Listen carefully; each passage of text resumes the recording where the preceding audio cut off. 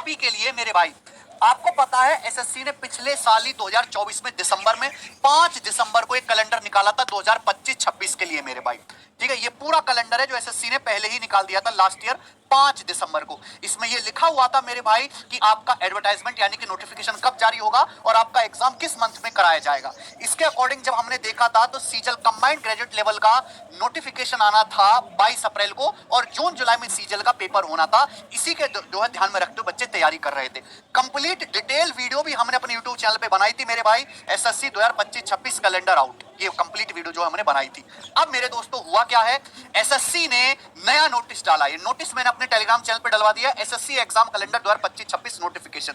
अब इस नोटिस में है क्या मेरे भाई, इस नोटिस में ये है कि एसएससी 2025-26 का जो कैलेंडर अब तक आया था, कह रही है उसे भूल जाओ, हम कैलेंडर को दोबारा रिव्यू कर रहे हैं, यानी कि ये कैलेंडर चेंज होगा। 2025-26 का कैलेंडर अंडर रिव्यू है और रिवाइज्ड कैलेंडर नई डेट्स के साथ बहुत जल्दी मेरे भाई शॉर्टली वेबसाइट, कमीशन की वेबसाइट पे डाला जाएगा। आप वेबसाइट जो है लगातार चेक करते रहें। पूरा का पूरा कैलेंडर चेंज कर रहे हैं, यानी कि जो एग्जाम शुरू होने थे मई एंड से, जून से लगातार सीजीएल, सिचएल, सीपीयू सबके पेपर थे, उसमें भी चेंज आ सकता है मेरे भाई। अब इसके कई कारण हो सकते हैं। एक कारण तो यह है कि एसएससी में 2024 में सीजल में बहुत सारी खामियां रही हैं, उन खामियों को वो ओवरव्यू रिव्यू कर रहा है। दूसरा यह कारण है कि जो एसएससी का एग्जाम करवाती टीसीएस, टाटा कंसल्टिंग सर्विस, वो पहले क्वेश्चन बैंक भी बनाती थी और लैब्स भी प्रोवाइड करती थी जहां बच्चे पेपर जाके देते थे, लैब्स भी टीसीएस की होती थी। अब वेंडर चेंज हो रहा है, क्वेश्चन बनाने के लिए एसएससी एक नई कंपनी ला रहा है और लैब्स के लिए नई कंपनी ला रहा है। ये जो है 2-3 को मिला के जो है अपना काम करवाएंगे कई सारी कंपनियों से। ठीक है जी, तो जब इतना कुछ चेंज हो रहा है, अभी एसएससी का डिसाइड ही नहीं है कि हम किस कंपनी से क्वेश्चन बनाएंगे या कौन हमारी सारी लैब्स अरेंज करेगा। तो जब तक एसएससी खुद दुविधा में, वो कैसे कैलेंडर पे मेरे दोस्तों कैलेंडर के हिसाब से चल सकता है, कैसे नोटिफिकेशन आ सकते हैं टाइम पे, इसलिए इसको अंडर रिव्यू रखा गया है। दूसरी बात कि मेरे भाई एसएससी के जो एग्जाम का पैटर्न है, सिलेबस तो नहीं चेंज होगा, जो एग्जाम का पैटर्न है हो सकता है कि उसमें कुछ चेंजेस हो, क्योंकि अभी मेरे दोस्त जो मेंस का पेपर जिस हिसाब से सीजल मेंस का पैटर्न है, कम क्वेश्चन है मेरे भाई, कम क्वेश्चन है, बच्चों को प्रॉपर मौका ही नहीं मिलता। इजी पेपर जब आता है तो गधे घोड़े सब बराबर हो जाते हैं, 2-4-5 क्वेश्चन से ही बच्चे की सिलेक्शन नौकरी इधर से उधर हो जाती है और उसी में वो गलती करके मेरे भाई पेपर में क्वेश्चन गलत डाल देते हैं। नॉर्मलाइजेशन में इतना बड़ा पंगा होता है कि सारा का सारा रिजल्ट ही इधर उधर हो जाता है। तो ये पैटर्न जो है बहुत ज्यादा शूट नहीं किया है, इसमें नॉर्मलाइजेशन की वजह से बहुत ज्यादा गड़बड़ हो रही है। तो 2 कारण हो सकते हैं कि भाई या तो ये अपना पैटर्न मेरे दोस्तों चेंज करना चाह रहे हो सीजीएल का, सिक्सल का या किसी भी एग्जाम का, या फिर इनको अभी तक प्रॉपर अपना जो टेक्निकल काम है इनका क्वेश्चंस बनवाने वाला और लैब्स वाला, ये अभी तक एसएससी के द्वारा डिसाइड ही नहीं हुआ है। और जो भी चीज है मैं तो यही चाहूंगा मेरे भाई, मेरे तो मन में यही इच्छा है कि जो भी हो बेहतरी के लिए हो। एसएससी में जितने भी लगातार नए चेंज होने वाले हैं वो बेहतरी के लिए, जिससे कि आपका एग्जाम का पेपर, एग्जाम का जो प्रोसेस है वो स्मूथ हो। तो ये अंडर रिव्यू है। अगर कोई एक भी पेपर डिले होता है, मान लीजिए कि आपका सीजल का नोटिफिकेशन अब 23 अप्रैल को ना आके अगले महीने मई तक आता है, तो हर एग्जाम मेरे दोस्तों महीने एक महीने आगे खिसक जाएगा। ठीक है जी, पूरे के पूरे जो है, क्योंकि जब एसएससी का वन टाइम पे एक ही पेपर होता है, एक निबट जाता है, उसके बाद एसएससी दोबारा दूसरा पेपर कराती है, तो सारा जो है सारा कैलेंडर इधर से उधर चेंज हो जाएगा अगर एक में भी चेंज आता है। एक नोटिस तो ये है जो मैंने आपको बता दिया।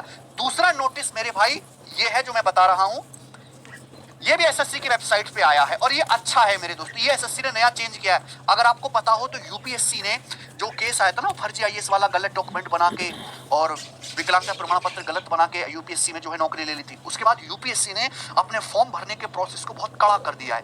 तो एसएससी में भी इस तरह की चीजों की बहुत जरूरत है। आपको पता है जैसे सीजल कंबाइंड ग्रेजुएट लेवल का पेपर है, फॉर्म भरते समय एसएससी ये चेक ही नहीं करता कि आप फर्स्ट ईयर में, सेकंड ईयर में आपकी ग्रेजुएशन हुई है कि नहीं हुई है, आपकी एज कितनी है। कोई भी आदमी, कोई भी एसएससी का फॉर्म भर सकता है, सीजल का फॉर्म भर सकता है।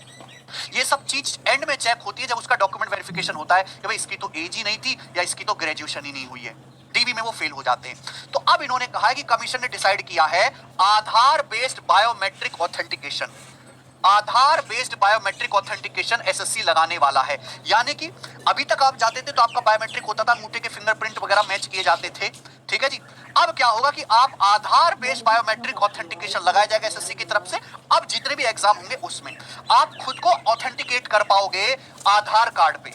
यानी कि कोई बच्चा एसएससी की वेबसाइट पे नया ऑनलाइन रजिस्ट्रेशन करता है, जिसे वन टाइम रजिस्ट्रेशन बोलते हैं, ओटीआर, वहां आप अपना आधार कार्ड यूज कर सकते हो। और कोई भी फॉर्म भरते समय, एसएससी का कोई भी फॉर्म भरते समय भी आप अपना आधार कार्ड अपलोड करके खुद को ऑथेंटिकेट कर सकते हो। यानी कि जब आप एग्जाम सेंटर पे पेपर देने जाओगे तो आप आधार कार्ड से अपनी पहचान वेरीफाई करा सकते हैं कि जी ये मैंने फॉर्म भरा था, कि उनके पास पहले से आपकी डिटेल्स होती है, ये मेरा आधार कार्ड है, ये मैं खुद हूं, आप मेरी जो है ये वेरीफाई कर लीजिए। और ये कमीशन मई 2025 ऑनवर्ड्स जितने भी पेपर होंगे उन सभी में लगाने वाला है। लेकिन इसमें एक चीज मुझे समझ नहीं आई है कि सच आधार ऑथेंटिकेशन इज वॉलंटरी। वॉलंटरी का मतलब अगर स्टूडेंट की इच्छा है तो आधार कार्ड मेरे दोस्तों वो जो है लगाए, यानी कि फॉर्म भरते समय, ऑनलाइन रजिस्ट्रेशन के समय, वरना ना लगाए। अब वॉलंटरी नहीं, ये तो कंपलसरी होना चाहिए यार।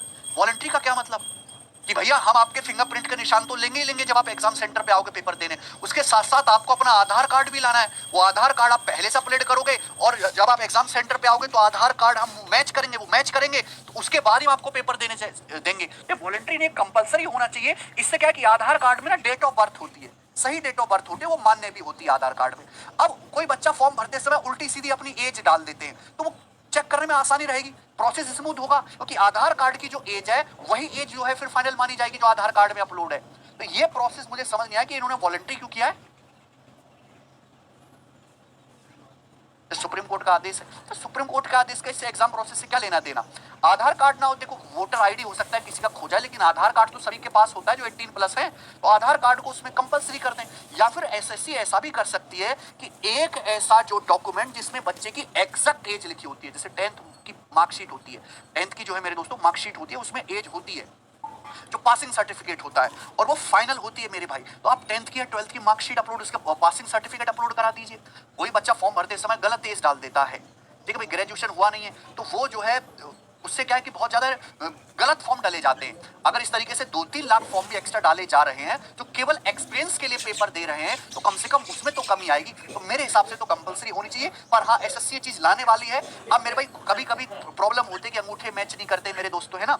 तो मैं अभी सेंटर पे गया था तो परेशानी आ रही थी। बच्चों का सिलेक्शन हुआ CP 2022 में, डॉक्यूमेंट वेरिफिकेशन के टाइम पे उनके जो थंब के निशान है वो मैच ही नहीं कर रहे, और 2-3 साल से वो बच्चे बेचारे भटक रहे हैं। तो इस तरह की किसी बच्चे के केस में परेशानी आती है तो अगर आधार कार्ड